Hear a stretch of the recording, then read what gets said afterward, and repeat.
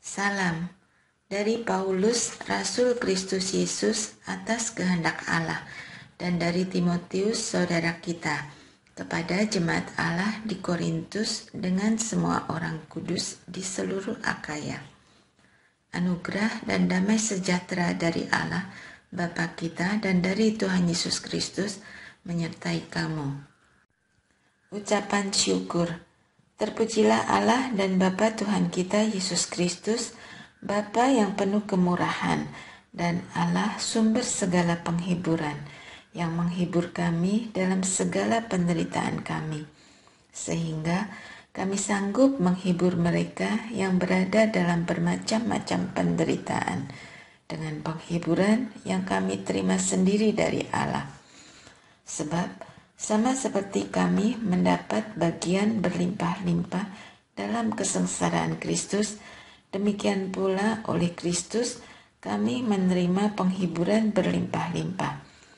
Jika kami menderita, hal itu untuk penghiburan dan keselamatan kamu.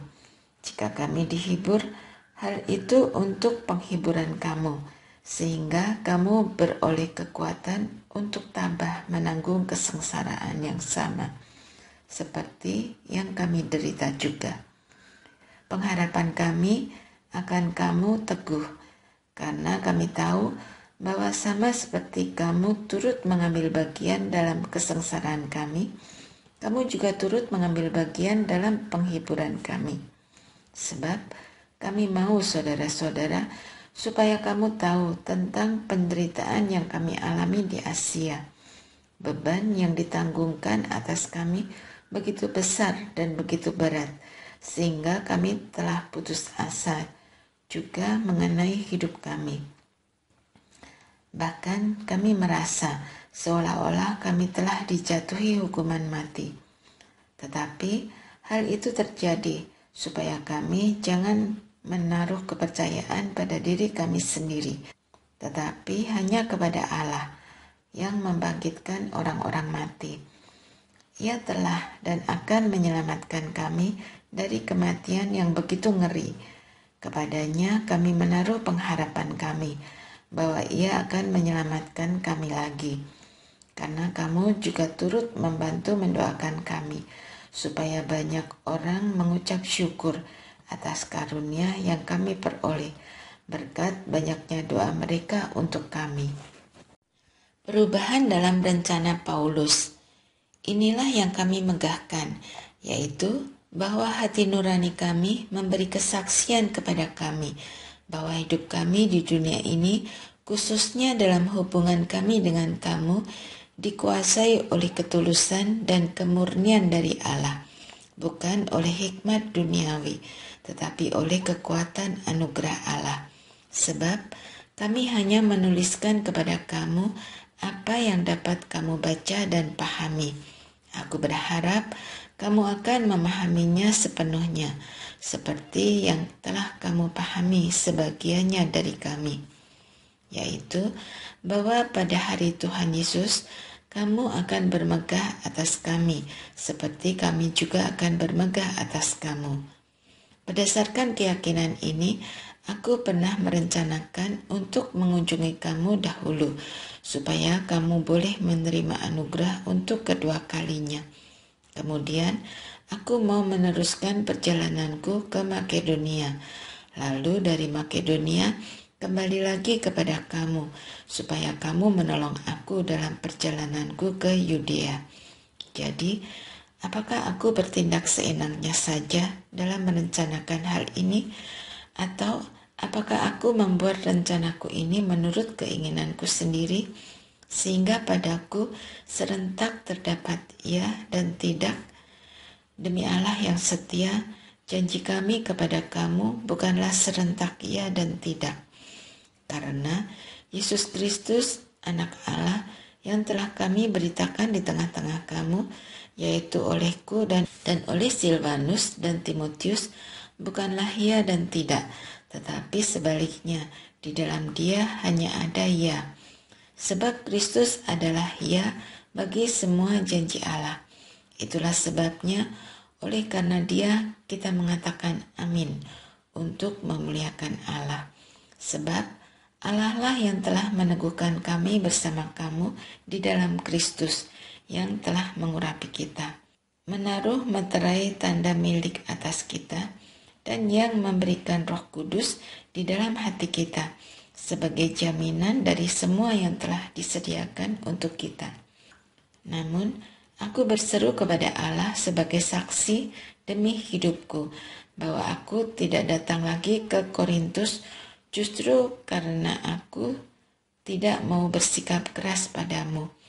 Kami tidak mau memerintahkan apa yang harus kamu percayai, tetapi kami adalah teman sekerjamu untuk sukacitamu, sebab kamu berdiri teguh dalam imanmu.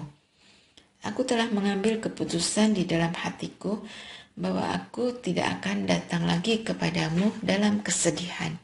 Sebab jika aku membuat hatimu sedih, siapa lagi yang dapat membuat aku menjadi gembira kalau bukan orang yang kubuat bersedih itu?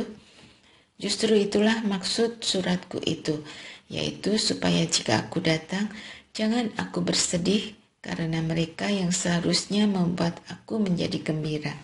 Sebab aku yakin tentang kamu semua, bahwa sukacitaku adalah juga sukacitamu.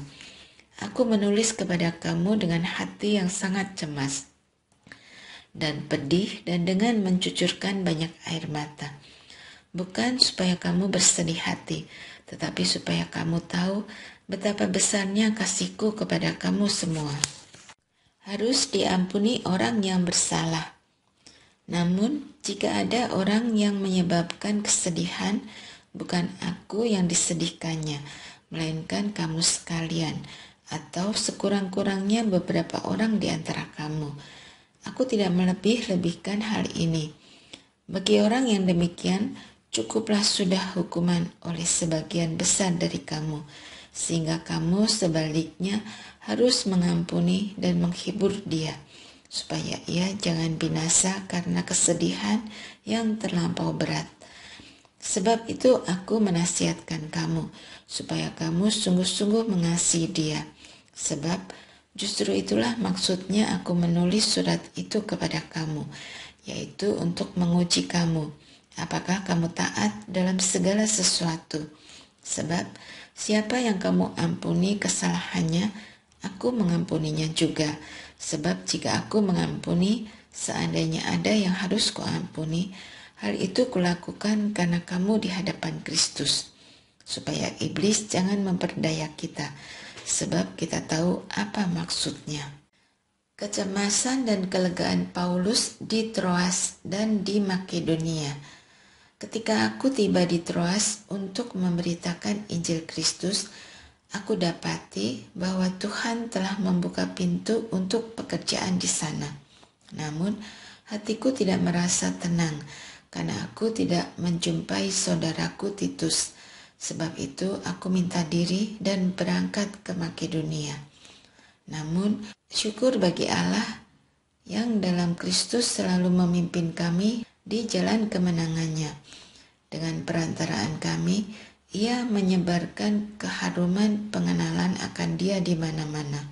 Sebab bagi Allah kami adalah bau yang harum dari Kristus di tengah-tengah mereka yang diselamatkan dan di antara mereka yang binasa.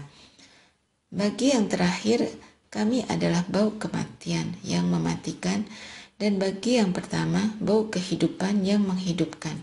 Namun, siapakah yang sanggup menunaikan tugas yang demikian? Sebab kami tidak sama dengan banyak orang lain yang menjajakan firman Allah. Sebaliknya, dalam Kristus kami berbicara sebagaimana mestinya, dengan maksud-maksud murni atas perintah Allah dan di hadapannya. Pelayan-pelayan perjanjian yang baru. Apakah kami mulai lagi memuji diri kami, atau apakah kami seperti orang-orang lain perlu surat rekomendasi untuk kamu atau dari kamu? Kamulah surat kami yang tertulis dalam hati kami, yang dikenal dan dibaca oleh semua orang. Sebab telah ternyata bahwa kamulah surat Kristus yang ditulis oleh pelayanan kami. Ditulis bukan dengan tinta, tetapi dengan roh dari Allah yang hidup, bukan pada loh-loh batu, melainkan pada loh-loh daging, yaitu di dalam hati manusia. Demikianlah besarnya keyakinan kami kepada Allah melalui Kristus. Dengan diri kami sendiri, kami tidak sanggup untuk memperhitungkan sesuatu seolah-olah pekerjaan kami sendiri. Tidak, kesanggupan kami adalah pekerjaan Allah. Dialah yang membuat kami juga sanggup menjadi pelayan-pelayan dari suatu perjanjian baru yang tidak terdiri dari hukum yang tertulis, tetapi dari roh.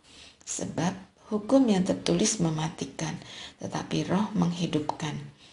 Jika pelayanan yang memimpin kepada kematian yang terukir dengan huruf pada loh-loh batu datang dengan kemuliaan sehingga orang Israel tidak tahan menatap wajah Musa karena kecemerlangannya sekalipun akhirnya pudar juga, betapa lebih besar lagi kemuliaan yang menyertai pelayanan roh. Sebab jika pelayanan yang memimpin kepada penghukuman itu mulia, betapa lebih mulianya lagi pelayanan yang memimpin kepada pembenaran. Sebenarnya, apa yang dahulu dianggap mulia, jika dibandingkan dengan kemuliaan yang mengatasi segala sesuatu ini, tidak mulia lagi. Sebab, jika yang pudar itu disertai dengan kemuliaan, betapa lebih lagi yang tidak pudar itu disertai kemuliaan. Karena kami mempunyai pengharapan yang demikian, kami bertindak dengan penuh keberanian, tidak seperti Musa yang menyelubungi mukanya, supaya mata orang-orang Israel jangan melihat hilangnya cahaya yang memudar itu. Namun, pikiran mereka telah menjadi tumpul, sebab sampai pada hari ini selubung itu masih tetap menyelubungi mereka. Ketika mereka membaca perjanjian lama itu tanpa disingkapkan, karena hanya dalam Kristus selubung itu disingkapkan. Bahkan sampai pada hari ini, setiap kali mereka membaca kitab Musa, ada selubung yang menutupi hati mereka. Namun, apabila seseorang berbalik kepada Tuhan, selubung itu diambil dari orang itu, sebab Tuhan adalah roh. Dan di mana ada roh Tuhan, di situ ada kemerdekaan. Kita semua mencerminkan kemuliaan Tuhan dengan muka yang tidak berselubung, karena kemuliaan itu datangnya dari Tuhan yang adalah roh. Kita sedang diubah menjadi serupa dengan gambarnya dalam kemuliaan yang semakin besar. Harta rohani dalam bejana tanah. Oleh rahmat Allah, kami telah menerima pelayanan ini. Karena itu, kami tidak tawar hati, namun kami menolak segala perbuatan tersembunyi yang memalukan. Kami tidak berlaku licik dan tidak memalsukan firman Allah. Sebaliknya, kami menyatakan kebenaran, dan dengan demikian kami menyerahkan diri kami untuk dinilai menurut hati nurani semua orang di hadapan Allah. Jika Injil yang kami beritakan masih tertutup juga, Injil itu tertutup untuk mereka yang akan binasa, yaitu orang-orang yang tidak percaya, yang pikirannya telah dibutakan oleh ilah zaman ini, sehingga mereka tidak melihat cahaya Injil tentang kemuliaan Kristus yang adalah gambar Allah. Sebab bukan diri kami yang kami beritakan, tetapi Yesus Kristus sebagai Tuhan, dan diri kami sebagai hamba-Mu karena kehendak Yesus. Sebab Allah yang telah berfirman, dari dalam gelap akan bercahayalah terang. Ia juga yang membuat terang bercahaya di dalam hati kita, supaya kita beroleh terang dari pengetahuan tentang kemuliaan Allah yang tampak pada wajah Kristus. Namun, harta ini kami miliki dalam bejana tanah liat, supaya nyata bahwa kekuatan yang melimpah-limpah itu berasal dari Allah, bukan dari diri kami. Dalam segala hal kami ditindas, namun tidak hancur terjepit. Kami habis akal, namun tidak putus asa. Kami dianiaya, namun tidak ditinggalkan sendirian. Kami dihempaskan, namun tidak binasa. Kami senantiasa membawa kematian Yesus di dalam tubuh kami, supaya kehidupan Yesus juga menjadi nyata di dalam tubuh kami. Sebab kami yang masih hidup ini terus-menerus diserahkan kepada maut karena Yesus, supaya juga hidup Yesus menjadi nyata di dalam tubuh kami yang fana ini. Dengan demikian, maut giat di dalam diri kami dan hidup giat di dalam kamu. Namun, karena kami memiliki roh iman yang sama, seperti ada tertulis, "Aku percaya, sebab itu aku berbicara." Kami juga percaya, dan sebab itu kami juga berbicara. Karena kami tahu bahwa Ia yang telah membangkitkan Tuhan Yesus akan membangkitkan kami juga bersama Yesus. Ia juga akan menghadapkan kami bersama kamu kepada dirinya. Sebab semuanya itu terjadi karena kamu, supaya anugerah yang menjangkau semakin banyak orang menyebabkan semakin melimpahnya ucapan syukur bagi kemuliaan Allah. Jangan tawar hati juga waktu menghadapi maut. Sebab itu kami tidak tawar hati, tetapi meskipun manusia lahiriah kami semakin merosot, manusia batiniah kami diperbaharui dari hari ke hari. Sebab penderitaan ringan yang sekarang ini akan menghasilkan bagi kami kemuliaan kekal yang melebihi segala-galanya, jauh lebih besar daripada penderitaan kami. Sebab kami tidak memperhatikan yang kelihatan, melainkan yang tidak kelihatan, karena yang kelihatan adalah sementara, sedangkan yang tidak kelihatan adalah kekal. Karena kami tahu bahwa jika kemah tempat kediaman kita di bumi ini dibongkar, Allah telah menyediakan suatu tempat kediaman di surga bagi kita, suatu tempat kediaman yang kekal, yang tidak dibuat oleh tangan manusia. Selama kita di dalam kemah ini, kita mengeluh karena kita rindu mengenalkan tempat kediaman surgawi. Sebab dengan demikian kita berpakaian dan tidak kedapatan telanjang. Sebab selama masih diam di dalam kemah ini, kita mengeluh oleh beratnya tekanan, karena kita mau mengenakan pakaian yang baru itu tanpa menanggalkan yang lama, supaya yang fana itu ditelan oleh hidup. Namun Allah yang justru mempersiapkan kita untuk hal itu, dan sebagai jaminannya Dia mengaruniakan roh kepada kita. Karena itu hati kami senantiasa tabah, meskipun kami sadar bahwa selama kami mendiami tubuh ini, kami masih jauh dari Tuhan. Sebab hidup kami ini adalah hidup berdasarkan iman, bukan berdasarkan apa yang kelihatan. Tetapi hati kami tabah, dan kami lebih suka beralih dari tubuh ini untuk menetap dengan Tuhan. Sebab itu juga kami berusaha supaya kami berkenan kepadanya, baik kami tinggal di dalam tubuh ini maupun kami tinggal di luarnya. Sebab kita semua harus menghadap tahta pengadilan Kristus, supaya setiap orang memperoleh apa yang patut diterimanya sesuai dengan yang dilakukannya dalam hidupnya ini, baik ataupun jahat.